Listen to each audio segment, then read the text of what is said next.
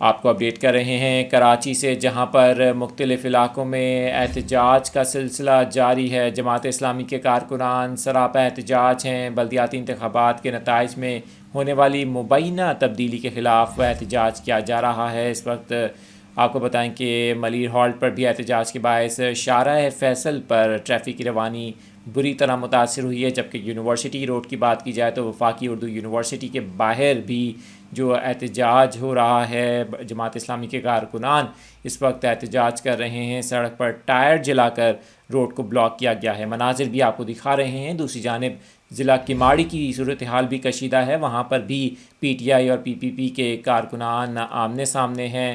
جھڑپوں کا سلسلہ جاری ہے، کیونکہ جیسے ہی پولیس منتشر کرتی ہے تو کارکنان منتشر ہو جاتے ہیں، لیکن بعد میں صورتحال پھر کشیدہ ہو جاتی ہے۔ آپ کو بتائیں کہ ری کاؤنٹنگ کا عمل آج ہوا، جس کے بعد جماعت اسلامی کے یہ تحفظات ہیں کہ ری کاؤنٹنگ کے اندر بھی ان کی مزید یوسیز کو ان کے ہاتھ سے چھین لیا گیا، اور جن یوسیز پر ان کے امیدواروں نے کامیابی حاصل کی تھی وہاں پر بھی نتائج کو تبدیل کیا گیا ہے، ایسا الزام عائد کیا جا رہا ہے جماعت اسلامی کی جانب سے۔